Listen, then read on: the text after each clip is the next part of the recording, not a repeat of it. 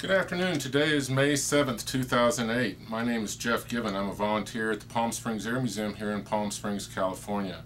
Part of our mission is to record and preserve the history of our country's military conflicts, especially World War II.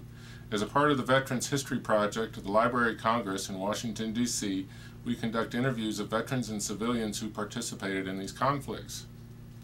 Today we have the honor and the privilege of interviewing Communication Technician Second Class, Percich. So we're going to talk to him about his career in the military and a lot of other things. It's nice to have you here, Marion. Thank you. Please state your full name and spell your last name and first name and where you were born. Yeah. Full name is Marion Percich, and Percich is spelled P-E-R-C-I-C-H, born in Cleveland, Ohio, April the 9th, 1926. Great. Tell me a little bit about Cleveland. I can't tell you much because I moved when we were 2. Okay. So we moved to Friday Harbor, Washington on San Juan Island. Okay, tell me your father's name. His name was Frank Percich. And your mother's name? My mother's name was Mary Percich, and they came to the U.S. from Croatia. Okay. How old were they when they came from Croatia? Oh, goodness. Not in the 20s, like, 28. I think my dad was 28. She was 24, 23. But it's kind of mixed because he came over and then he went back and got her. So it's not one trip. Well, that's a good thing. Number of trips. So they met and fell in love over in Croatia before they got here? Yeah, and they had my oldest sister was born in Zagreb, Croatia. Okay. So you were born here in the United States then? At Cleveland. Moved when I was 2. Okay. How many other brothers and sisters did you have? I've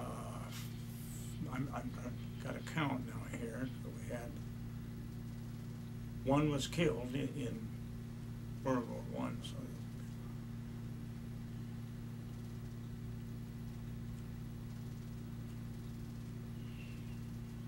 4.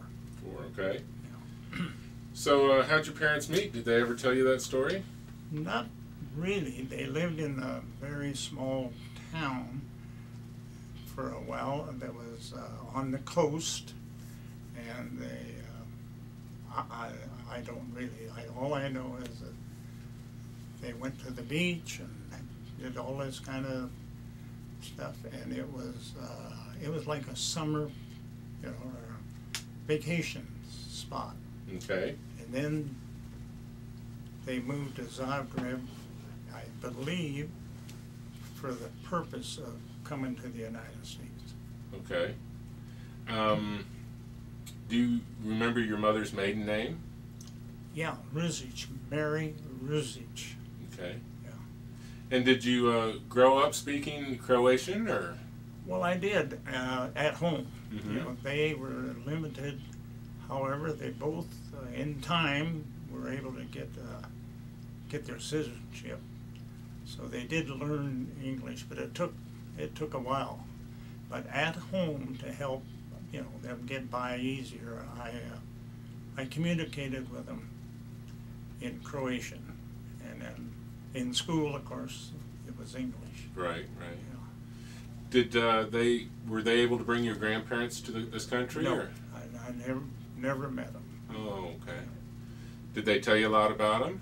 Not really. Okay. It was not. No. What'd your father do for a living? He worked either in a coal mine, or when he went to Friday Harbor, Washington, he worked in a lime quarry. Okay. And it was extremely hard work. Terrible. But, is that what he had done in Croatia as well? yes. However, see, that's another thing I just remembered. He was in the Croatian Navy for 2 years. So there was 2 years he wasn't working like in the coal mines. But before I was born, they came to the country, and they always had friends that had already come here. So they went to Bessemer, Pennsylvania, and then he worked in a coal mine for quite a few years. And then they moved to Cleveland, and he worked in some kind of a shop. And then he got a letter from out west that there was, now we're talking about depression, you know. And they moved from Cleveland because there was work available. There was a lime and cement company on San Juan Island that was hiring people. And my dad worked there till he retired. Well, good. So tell me about the neighborhood you grew up in, Friday Harbor. Was it a small neighborhood? Very small. Okay. They used to joke about there was 800 people in the city and 800 in the country. And it's an island. We lived on an island, had to take a ferry if you ever wanted to go to the mainland. And just, you knew everybody, everybody knew everybody. Another little joke was if you wanted to find somebody, you knew what their car looked like and their pickup. And if you would drive down Main Street, they're either parked at the post office on one side or a tavern down there, wherever. You could find somebody in a flash. Oh, good. Did you live in the same house all the time you lived there, or did you move around some? No, we moved. We were very shortly when I was 2. We moved into one house. Then we moved into a second house when I was about 3. But then by the time I got to be 5, we got the main house, which is still there, and we also purchased a 40-acre farm from savings that he would, from working, and built a house on that 40. And was it close to town? It was 7.5 miles, so it was quite a ways, but we eventually felt that living in town was not such a good idea. We should move. So we moved to the 40 acres, and they built a house and everything. Had to get water and, that. It was just like homesteading. Right. So what'd you grow on the farm? Everything. Everything we had 3 acres of strawberries. We would have a herd of cows, milk cows, chicken, sheep, turkeys, you name it, we had it. Goats. And I really liked it. Okay. And I had I was very young, but I was fortunate to be able to get a horse from a camp that would have riding horses during the summer. But during the fall, winter, and spring, where nobody went to camp, they looked for people to like board a horse. So I got a horse to use when I was very young. And I could pick the same horse the next year, or I got a number. So I ended up with 3 different horses. I loved horses. Excellent. So that's how you got to and from school then? Yeah, that was one way. And then towards the end, the school bus was would not come out in the beginning. So we got, I'd ride. But then towards the end, it was 2 miles that I would take the horse, and the school bus would turn around there and go back to town, and I would tie my horse up and let him graze there. And on the island, it's just not like today, I didn't even have to ask the guy to put the horse in there and tie it up. It just, people just let you do anything you wanted to do, and as long as you didn't destroy any. Right. So I left my horse there every day, and when I come back, I'd ride back home. Now, you said you had 4 siblings. Can you tell me their names? Yeah. There was the one next to me, his name was Dragutin from Yugoslavia. Right. And they shortened it to Drago. And so then I still, he died, but I still have a sister, Lena, her name is Lena Langell, and you know, she married, and I've had children, you know, that would be nephews. And then Stifa, she was the oldest, and she was born in Yugoslavia. Okay. Then you had another brother, he was next in here, named Bill, and William Frank, I want to get the right, because we named one of our children after him. He died in December before, December the year before, right before Pearl Harbor. Okay. You know. All right. But he was in the military, and he would see now he should be. We should get his information because he was in the Naval Air Corps. Okay. And he died in Big Springs, Texas, when they had to bail out because of plane problem. And when he hit, he was upside down. He hit the ground. So what'd you do for recreation as kids? Oh, played anything and everything, you know.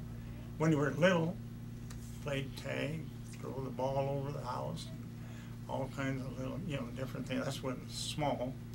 Then as I grew older, you get basketball, sports, every sport that we had one building there that had all the children in it. You know, it wasn't enough for, they did towards the end get another building. But in hunting was something I did every chance I could get. And the island was just covered with pheasants, Chinese pheasants. And there was many ponds, duck ponds. You could go out at daybreak and get yourself a couple of ducks. And yeah, that during my junior high and high school years, hunting and fishing a little bit, but eventually there was a lot better fishing, but at the time I was growing up, it was hard to catch a fish. Do you remember what the Depression was like? Yeah, somewhat, because my dad worked for this company, and as I recall, and it was a company store, you've probably heard this before, where he was paid in a scrip, in a coupon. But he did get some money. And I remember going with him, you know, to the store, paying off with coupons, plus they would have meetings, and it was non-union, and somebody was trying to unionize, and I would go along, because my dad, you know, he just didn't speak, and I was young then. I was 8, 9 years old, you know. It was in the early 30s, because I was born in 26, so I would say 7. And we were considered poor if you took into account the amount of money we had. But we also were rich in that we had 40 acres of property, and we grew everything imaginable. The owners of the Lime Kill Company would weekly make a visit to our place and load up their black Buick, I can remember it like today, with fresh vegetables, beans, lettuce, everything out of their garden. And, you know, and I know my mother, she just would give anybody anything. And we had like I said, 3 acres of strawberries. And well, I'm sure that brought some extra money to the table. Yes, we did. And at that time now, no automobile. So it was either your horse or, you know, and I think my brother ended up with a bike. But we had another horse, an old one, and with a buggy, and we took crates of strawberries to Friday Harbor, which was 7.5 miles, to the supermarket, you know, to the market, and that's where we made some pretty good money, you know, selling vegetables. Did your father lose his job during the Depression, or was he able to? No, he was all the way through, and that's the reason they never shut down, they never anything. There were openings, Mm-hmm. and they had another thing there of interest, you know, that I think. The company, it was like a lime works, they had 13 kilns. We called them kilns, you know, Mm-hmm. and they would feed the kilns with cordwood.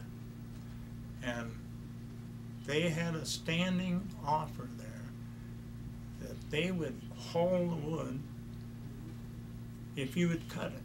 And they paid you so much a cord on their property, so you didn't have to pay anybody for the tree. If you wanted to work, you could go out and make a living during the Depression by cutting cordwood. They called it cutting cordwood for roach armor.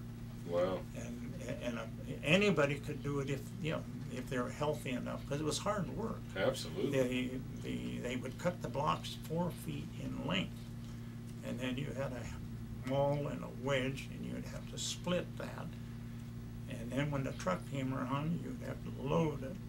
So I don't think anybody was worried about being on a diet. They were in great shape. That was before they worried about cholesterol. Yeah, yeah, all of that. Now, did you have jobs as you were growing up as a kid? Did I what? Have jobs? I did. When I was, I was, my main, the first job was a farmer across from us that grew what, I don't know if you've ever heard of them, they're called mangles. You know what a mangle is? Well, it's like a great big carrot. It grows, you know, in the ground, and it has green leaves. And the field, it's acres, and you had to weed them on your knees. And you would, my brother and I both, we worked there, and we got 75 cents a day, 3/4. And I was just a kid, you know, and I'd take mine home, probably gave it to my money, you know, my mother. And yeah, that was the first job, and we worked there quite a bit because it was available and right close. We could walk over. Mm-hmm. And then later, at a certain point there, my mother's health was not very well, and we moved back to town. And then when I was in town, I was able to get a job like hoeing with anybody that had a garden. I went down at the bottom of the hill. But there I got like 20 cents an hour to hoe weeds in somebody's garden. So I grew, and then the funny thing, I loved the movies, and it cost 20 cents to get into the movies. So I would go around the neighborhood, and which I knew people who were drinking a lot, and if I could get 4 what they called jumbo beer bottles, that was worth 20 cents as the deposit. You know, you go into the drugstore was the place you turned them in. The little regular bottle was, you know, was worth a nickel, say so.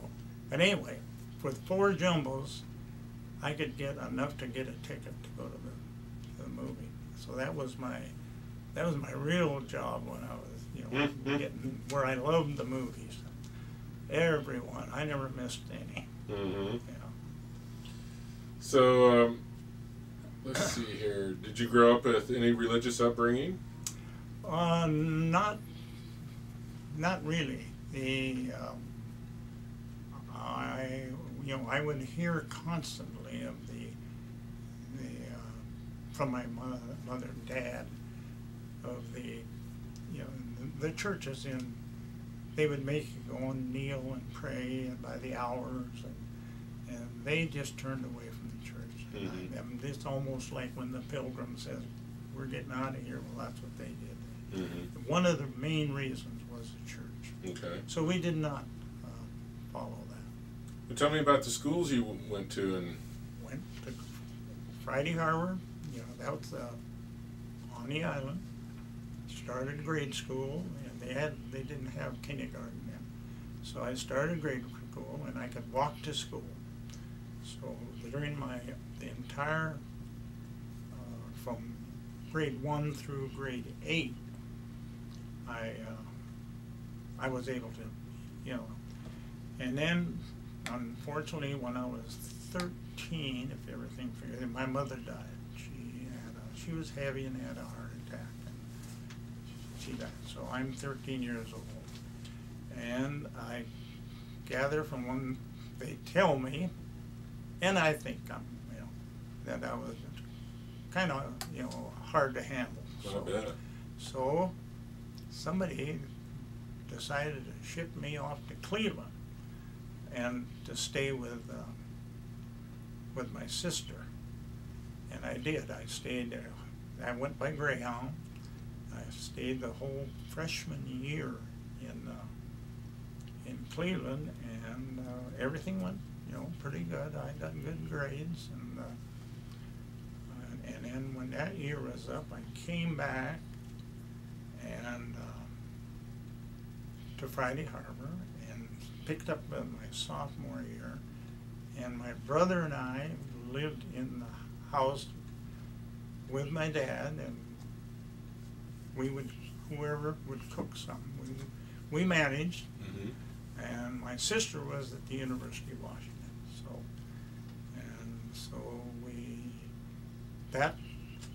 I went sophomore, and then in the junior year was the time to go to the Navy. So okay. I joined the Navy late in the junior year in December, and well, not that late, but so you were 18 by this time? 17. 17. I think my dad had a sign. And was he for it or against it? Oh, he was all for it, because, you know, I was probably a little hard to handle. I had my own ideas. You know how teenagers. And I didn't have a mother to hold me down. But anyway, yeah, he said okay. And the interesting part was there were 3 of us from school.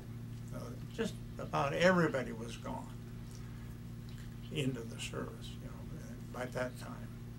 And 3 of us went down and tried to join the Navy Air Corps. And all 3 of us flunked for one reason, well, medical. My eyes were not up to par, and, you know, one of them had high blood pressure. And so we all joined we went from the Naval Air Corps. We just turned around, went someplace, and we joined the Navy. So what year would this have been? That was 1943. Okay. See, so the war had really been moving along there, you know, 42. But so by the time we got in, we were ready.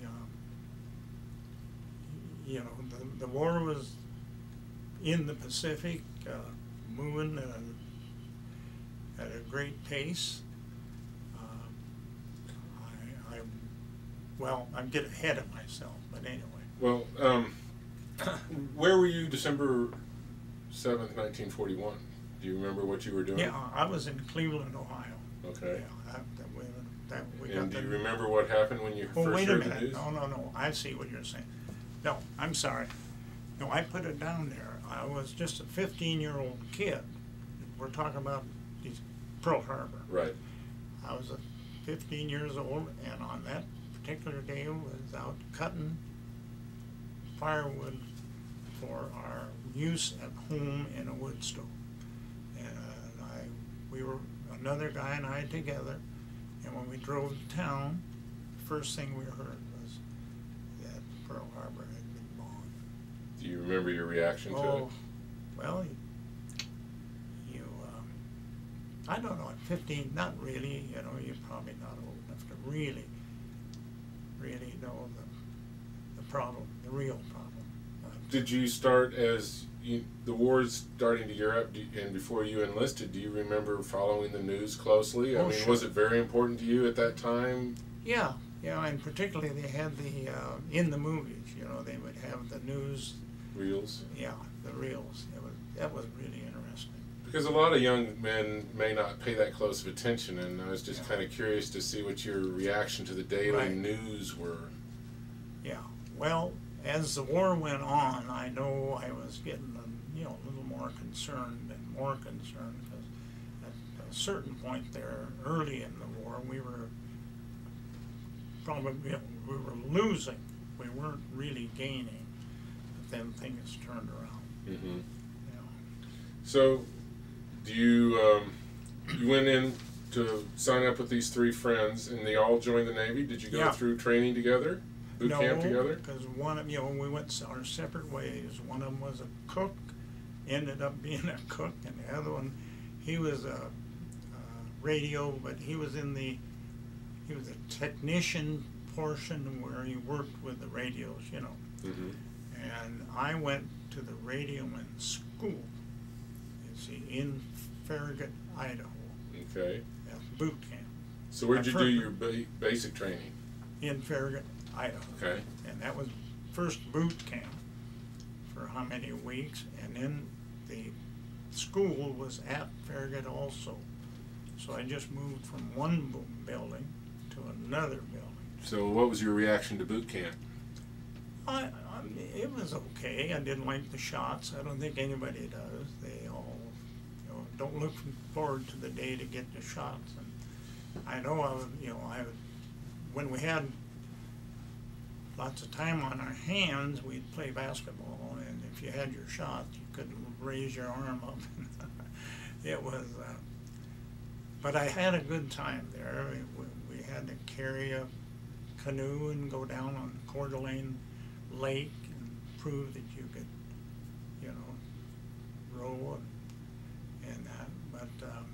But boot camp wasn't really wasn't as difficult as I had heard that it might be. I don't, it's nothing like, I guess, the Marines going through. So it didn't bother you to have the drill instructors yelling at you in your face? No, and I was marching, and So then you went into the next phase of training at the same base, and that was where you got your basic radioman training? Yes, you had to. It was for 16 weeks. Sometime during that 16 weeks, you had to, we called it copy, you had to type it down for 16 weeks. Somewhere along that line, you had to be able to receive 16 words a minute. And it was like a hill sort of a thing. You could build right up, do 15 with no trouble. And the minute you moved up to 16, it felt like it was going 20. But something happened. Someday, and all of a sudden the next day, in one day, I went from 15, 16, 17, and 18. And you're talking all Morse code at this point? This is all Morse code, yeah. And we were receivers of code. We did very, very little sending. So when I got out in the Pacific, I did a lot of receiving. But, I'll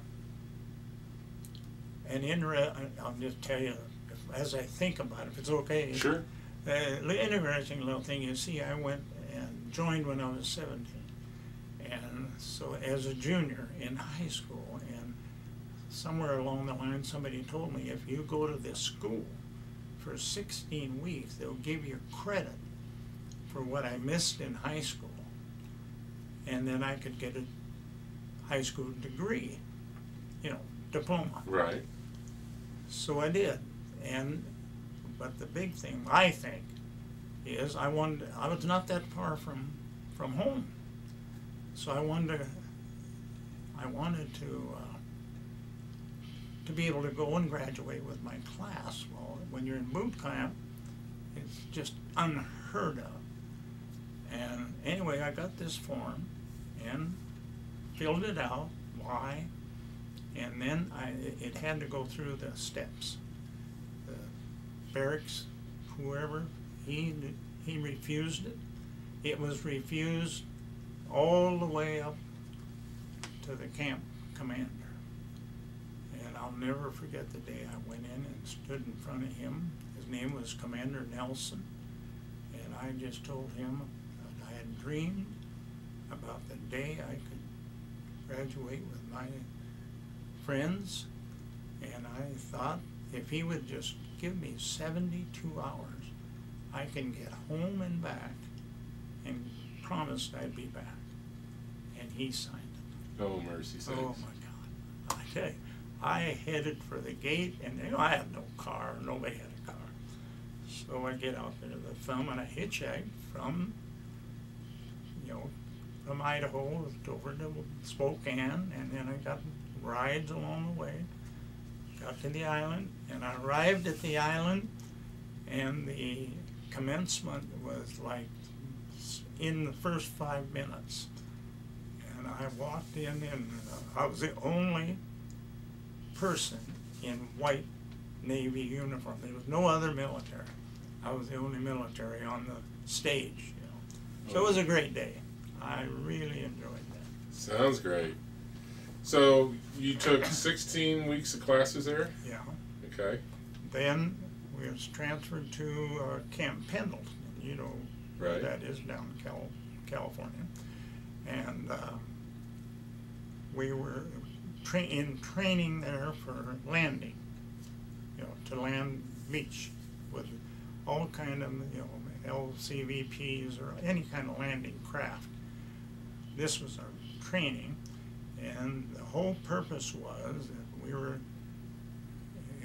there were different groups, and we went, it was had the Philippines in mind, and we rendezvoused after the, I can't even remember how long I was there. I was there for a few months for training to land on the beach. And I got, when the training was over, we went to New Guinea and rendezvoused. And one group invaded Leahy, or not, is it Leahy? Yeah, I think so. And another group invaded Mindanao, but there was, I think, 5 different groups. And I was in the group that made the landing at Lingayen Gulf on the up northern part of Luzon. That's the big island where Manila is, you know. Right. So that was the whole thing. We went to school to learn how to communicate. Then we learned how to handle ourselves in a landing. So you were put in with the Marine Corps. Marine Corps at Camp Pendleton. That was a little different, you know. They put you through the paces. So the Marine Corps didn't have their own radiomen. They used Navy radiomen. That's right. And they also, if I remember, they used Navy corpsmen. I'm not sure about that, but I know I never ever met a Marine radioman. Never, I don't think so. But anyway, we landed at Lingayen Gulf with a specific purpose of setting up what's called a port director. We invaded the island, took over this town, the city or town of San Fernando, and we took a great big house that some rich somebody, it was beaten up though, I mean it wasn't in good shape, but we turned it into a communications center called a port director, and we set up communications, and that way we were able to direct after every, you know, after it was cleared of Japanese and everything, we were able to direct ships into the harbor with cargo and you know, fuel and everything. It was just a, you were kept busy 24 hours a day. So when you made the landing, you were carrying your radio as well as full combat gear. No, I had combat gear, and I put down there M1 carbine. And a side story there again, I was with a guy. And he was a colored person, and he was pretty much my best friend, and we were both on the LST. But before we left New Guinea, we went to an Army depot because they gave us this carbine. And I was a hunter back home, you know, I knew guns. They gave us this carbine and 15 rounds of ammunition. So this colored guy, his name was Snake, just one of those guys that had a personality you just couldn't, you know. But anyway, and we didn't know anything about, you know, in the Navy. There, at that time, the racing wasn't even talked about. You know, I sat and ate with him every day, and you know, and all that stuff. But we went to this Army depot because we knew we were going to be going out in a day or two, and got a hold of a sergeant, and he took us to their little armory, and he gave me 2 full boxes of ammunition, 50 rounds each, and he gave Snake 2 boxes. So that made us feel pretty good. And we got on this LST, and it took days. And well, for the sake of people watching this, tell them what an LST is. it's a landing ship. Gosh, I knew it by heart. But it's a landing craft, huge, where the front doors would drop, and you could run, you know, tanks off, trucks, and troops. Mm-hmm. So you just literally, we went in at break of dawn with your gun, and you stepped off the ramp, and it was about up to here, which was good. It was nothing like, you know, Normandy or anything. It was pretty calm. But there was all hell going on around you, you know. The cruisers were firing 24 hours a day, hitting the hills, and there was sniper fire everywhere. And so you got off, you got on, and waded through the water, hoping you wasn't going to get killed. And when you got over there, you got behind anything, a log or whatever there was, and you just stayed there until somebody told them. We were there a long time. And then we were able to move from there to that building. And you were able to stay attached with Snake at this point? With what? With Snake, your friend? Oh, yeah, yeah. And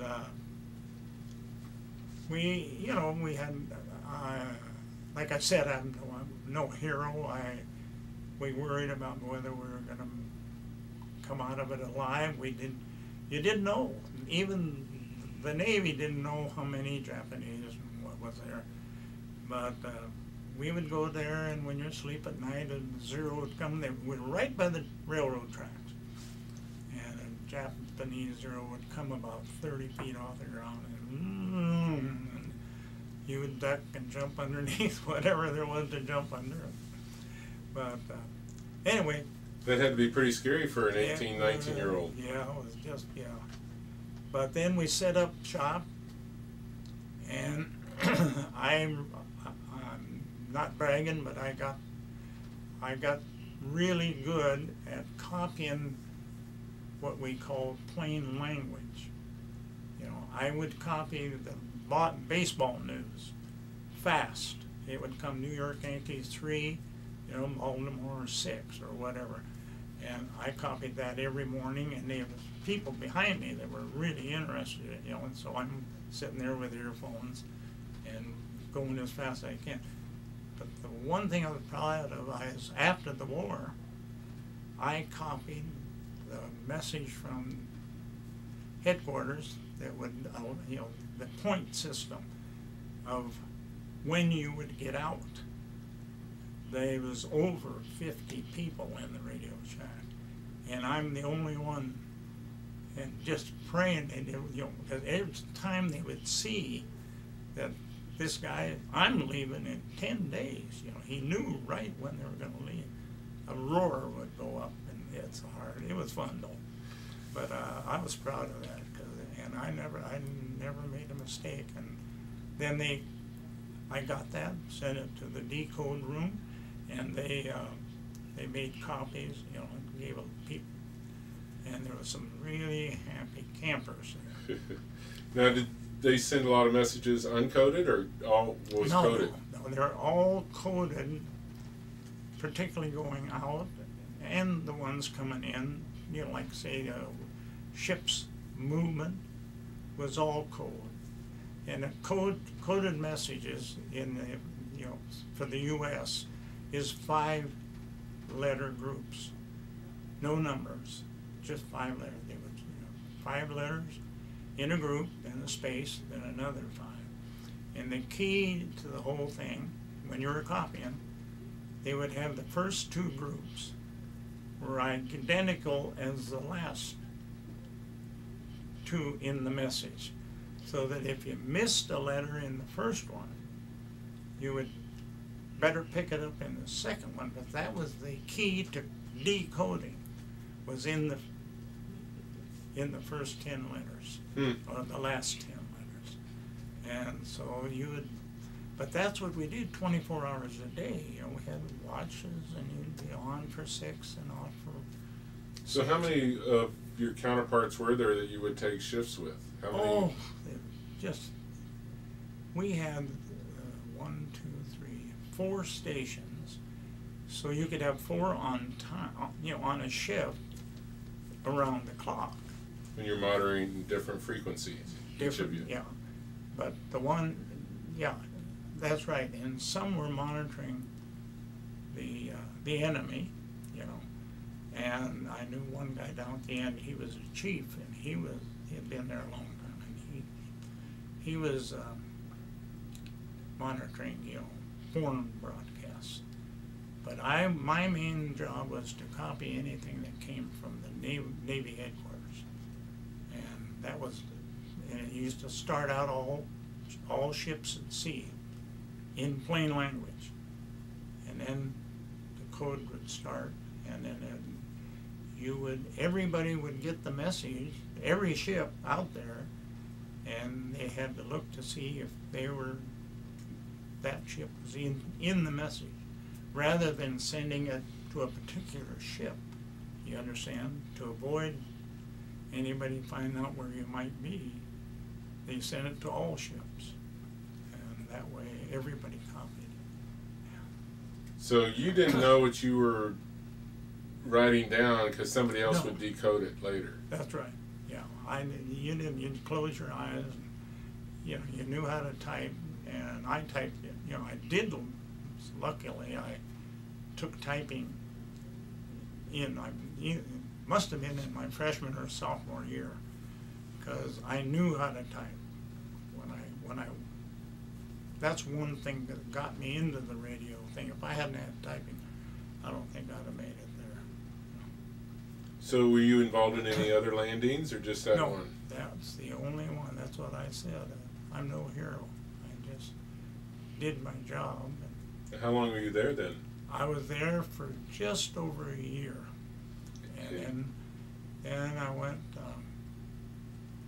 on a ship that I put down. I was on another ship, can't remember the name. But anyway. Well, while you were on the land there in Luzon, yeah, were you harassed a lot by the Japanese for that whole year? Or? No. The first month or 2 is when there were people still around. And we had it pretty well secured by the second month.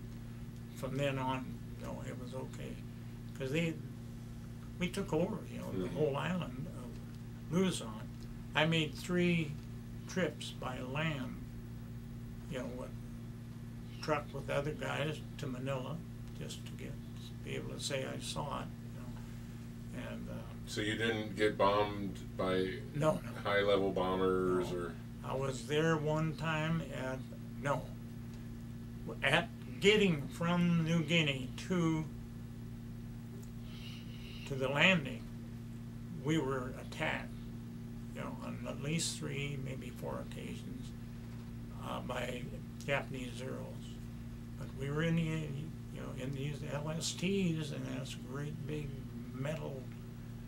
You know, everybody went down in the hole, down where all the vehicles were during the attack.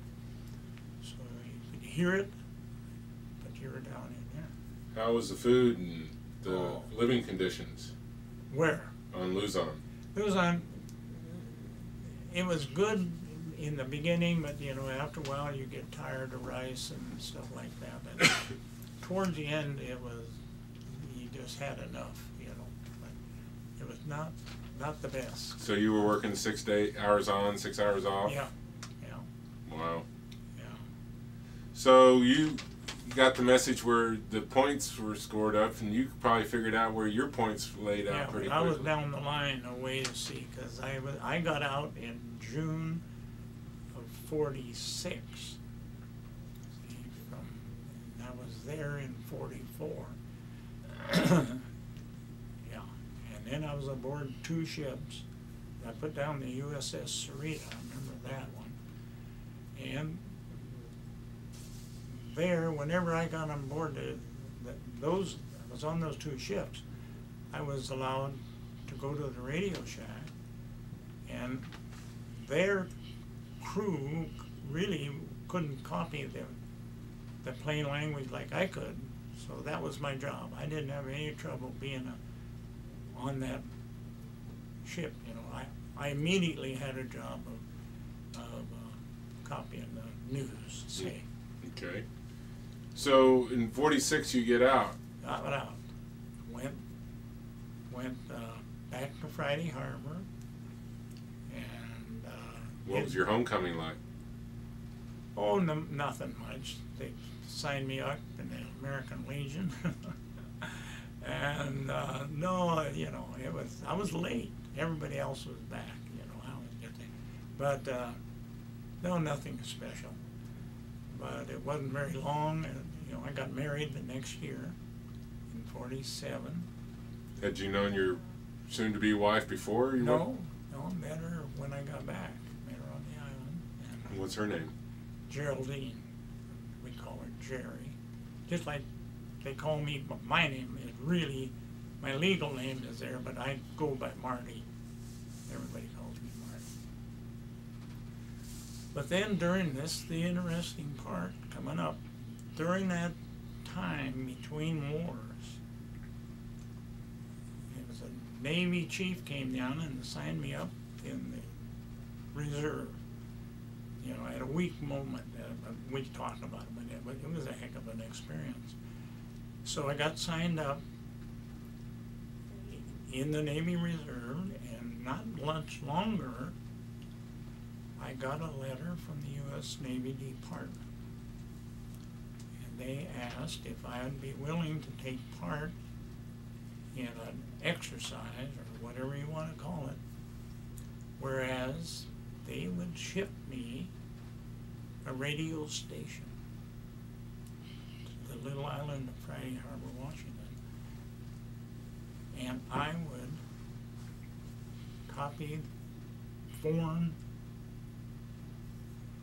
message, you know, foreign broadcast. They'd give me they'd say, we know, you know, this ship was going to be here. We want you to go from this frequency to this frequency. And they called it searching. You know, I'd go back and forth, and then I'd hit a signal, type it down. Then I'd send it, registered mail, back to the Navy Department. But before this, I had to go to Seattle, get security clearance, you know, to do all this. I had to swear I would not tell anybody except my wife that what I was doing. It was top secret. So here I am on this little island, but I had the only Navy radio station going. I had an antenna, and the neighbor would look sideways every once in a while, wondering, what's that wire going out there, you know, to the top of that pole? But I had to have it to receive. And I did that for a year and a half or 2, and they paid me. They paid me every quarter to do this. And now, at that time, believe me, we weren't broke. We owed people. You know, I mean, we were broke and we were in debt. So the money came in very handy. But then another interesting part, and then the Korean War broke out. You know, immediately I was called up, and they needed me, and they sent me to Bainbridge Island, Washington. That's why I got a different grade, not to be just a radio operator, but I went to Bainbridge Island, and I wasn't allowed to tell. I can tell it now, but to copy foreign languages. Russian, Chinese, and Korean. That was the three. We were there for 4 months, and during that time I had a Russian typewriter with Russian characters on it, you know. So there, for sure, you had to know what you were doing, because you didn't know, and it was typing. You couldn't read it, you know. But if it said, you close your eye, and if it, the Morse code is worldwide. So if an S came along, you would hit the S key, but it would hit a little thing that looked like a spider there, you know, the Russian. So I learned how, and the Oriental had their own system. They did 4 number groups, no letters. So you knew if you were monitoring a Japanese ship or a Korean or whatever, you knew if it was 4 numbers that it was a foreign somebody. And then the Russians still had the 5, so that you just kind of, you copied it. And so I was sent to Guam after the school, and that's where the rate change came in. Now I'm a CT, you know, communications technician, and they, it was a secret. We had our own base on Guam. Nobody could get in there except you had to be a CT, you know.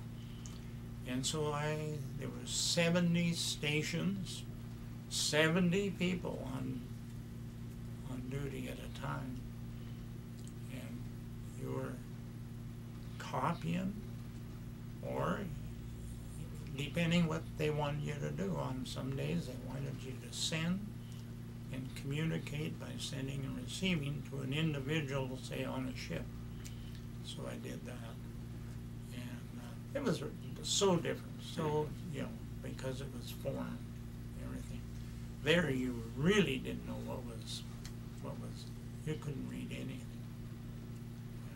So you were just typing the text as it came along? I was typing as it came in and then putting it down, and I was never ever, maybe once, where they brought the message back and said, "Are you sure?" You know. And would you record these as you're typing them, or? No. There, you know, it was an endless roll that kept going through the typewriter. Someone from the decode room would come on and break it off and take 20 messages. So if you missed it, you missed it. There was no getting it back. Oh no, yeah. If the key was you had to get those first 2 or last 2 groups perfect, one somehow, and otherwise they couldn't decode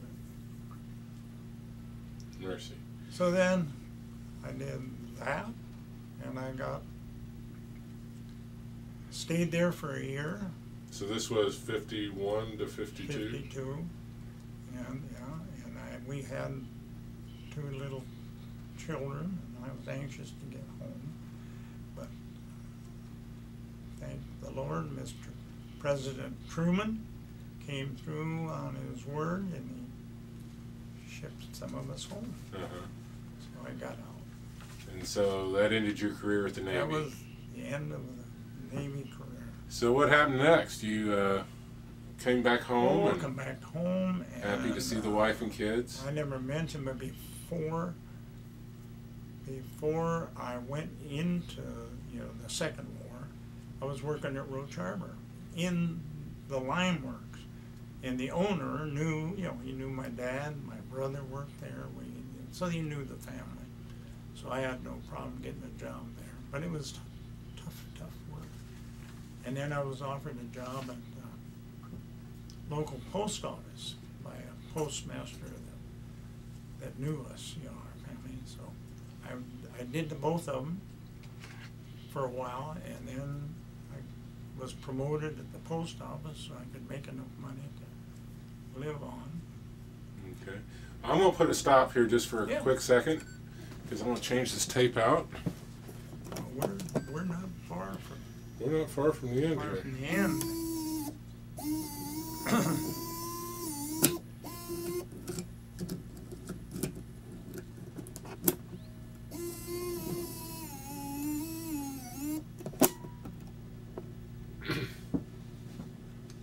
You ready? Yes. Let's give it a second. Sometimes the first feet of this doesn't get right. So you get a job at the post office.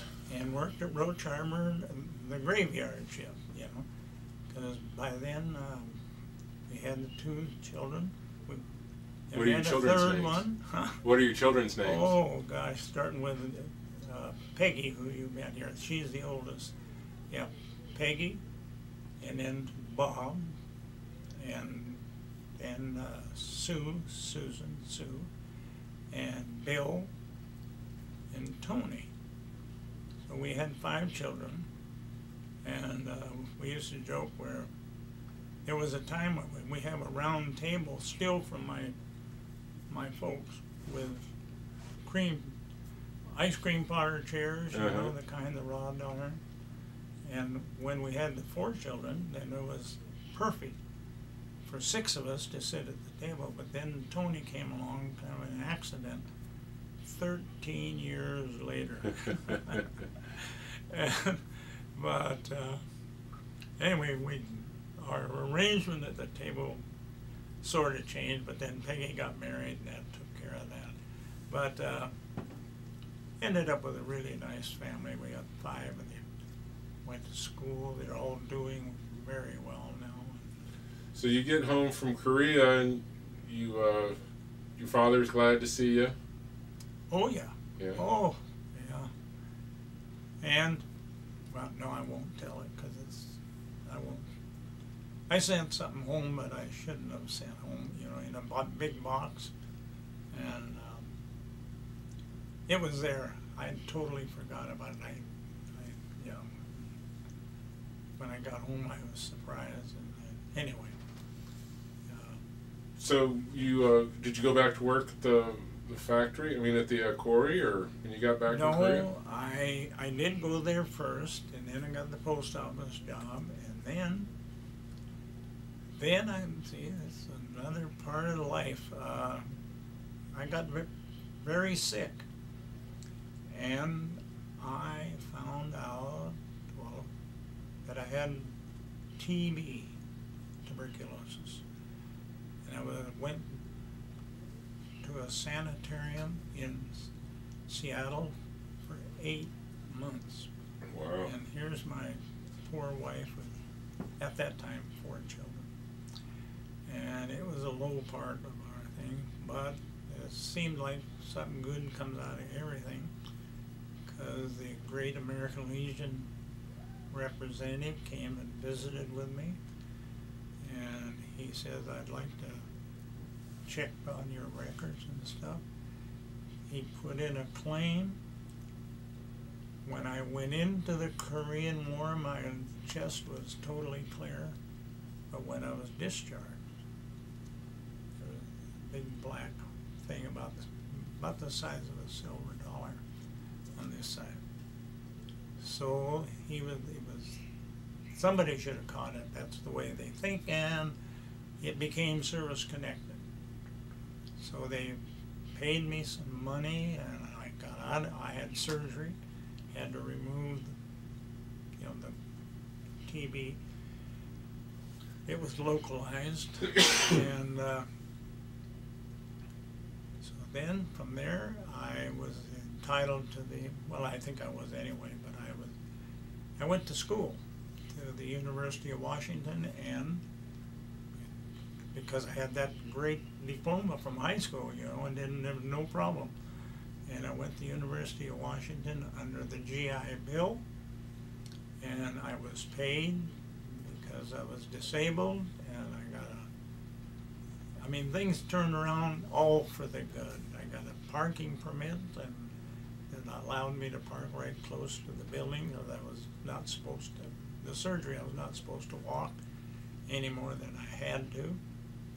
And but anyway, I went through 4 years at the U, and I was supposed to. I started out. I had the idea I wanted to be an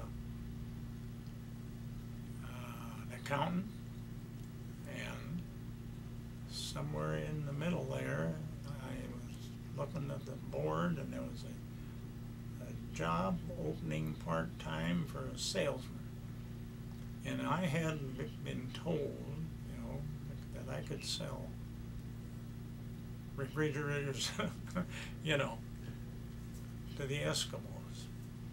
So I went over to this place, and I did the same thing. I said, hey, I've never really sold anything in my life, but I can tell you, I know I can sell. Just give me the job, and I'll prove it to you. Well, these are two nice young Canadian businessmen, just great people. And he said, I like that. And he gave me the job. I got a car furnished, and gas, and a commission, and a monthly salary and a commission. And I went to the university, and I was able, because of my disability and 4 kids, at that time, I was able to get morning classes. I'm sure you went to college, so you know that normally there's 2 in the morning and 1 in the afternoon. But they made a special deal, so I went to classes all morning, every day for 5 days, and then got out as quick as I could, grabbed something to eat, and I drove just across town, 15-20-minute drive, and I went to work for this company, you know, from 1 until when I was a sales rep. And if I were, say, it was headquarters in Seattle, and I found myself up in Everett or Mount Vernon up north, and it was 5 o'clock, I'd get home maybe at 7, because it was the hours of work were not regular, wherever you were. But the commissions were coming in good. I'm not bragging, but I outsold. There was another guy on the same program, and they kept me. And when I graduated, instead of being an accountant, I was elected to stay with the company, and I was put in charge of that division. So I was out selling and... What was the company? The company, it was a small company. It was called Inman Industries, but we were manufacturers rep. Shepherd casters, I don't see, ball casters. Mm-hmm. They were the original Shepherd, and we introduced them into the Seattle area.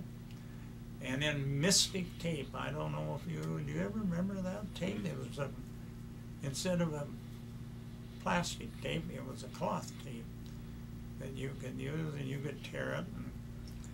And we introduced that into the Seattle area, and there was only one station, television station at that time, in Seattle, and Mystic bought 13 weeks of advertising. Every day, 13 weeks. It was easy sell. You could go to a store, and all you had to say, it's going to be on TV, because you knew everybody was watching that station. So you go to the store and just mention, we're on TV for 13 weeks. We furnish this display. You can have this display for this much, or this one, or this one. And then that we were selling kind of direct. And then the word got out, and the wholesalers were calling us. And so then we would go to the store and tell them that we were going to turn the order over to, say, Seattle Hardware was one of the big companies. And everybody was happy, because Seattle got their cut, the store was happy, the stuff was selling. So anyway, the manufacturer's rep, and then I at some part at a time, Shepherd. In '64, I got a call or someone asked if I'd like to come back and what they call it, the field sales manager.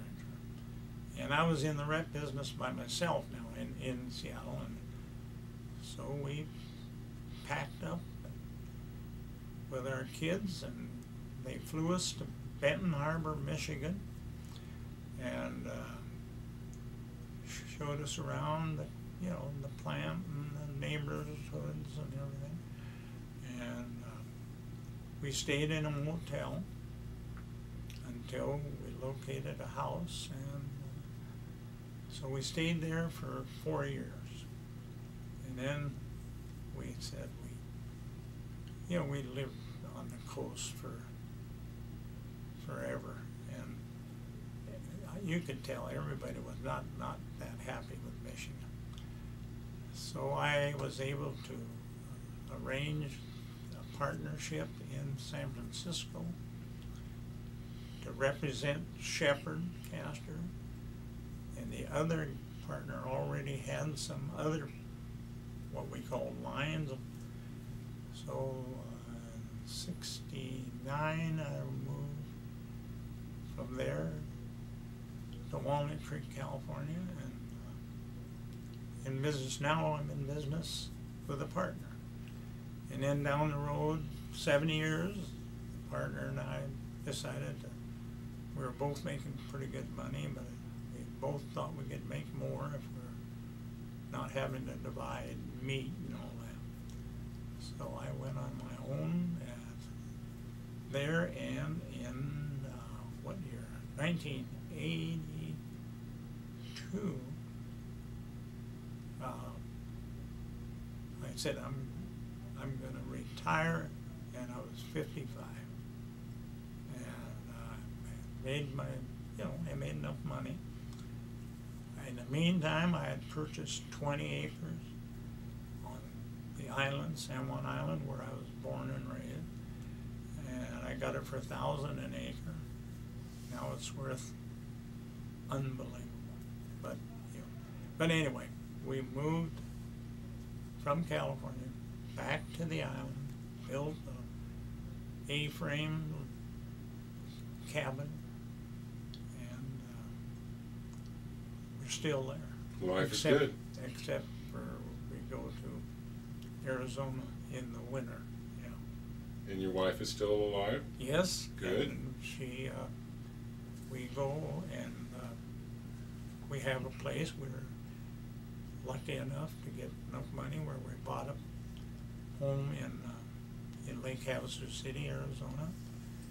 And my wife, though, she's had medical problems. She had a heart surgery, stroke, and diabetes. Wow. But she's doing really good. Good. Well, apparently World War II did some major things for you.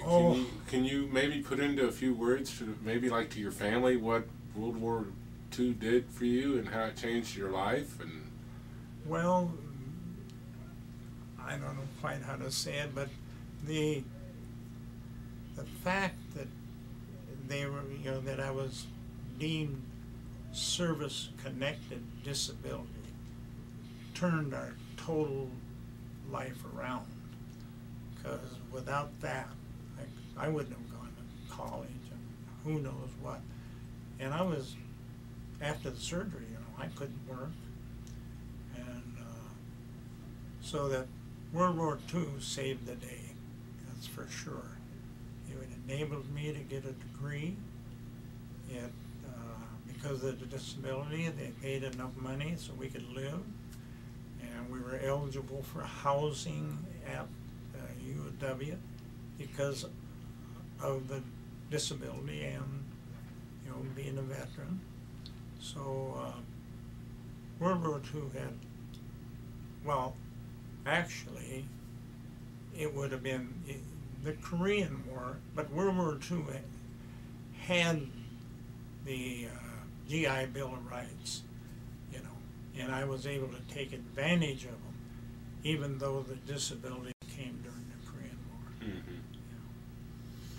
Well, thank you very much for sharing your story with us. I'm glad to be able to do it, and I wish, you know, I'd been some pilot. Well, you know, not everybody got to do... Like John McCain. I would have loved to have been in the Navy with John McCain. Wouldn't that be something? That'd been something. All right, sir. Thank you very much. Yeah. Well, I don't know. Very good. I'm glad we did it, and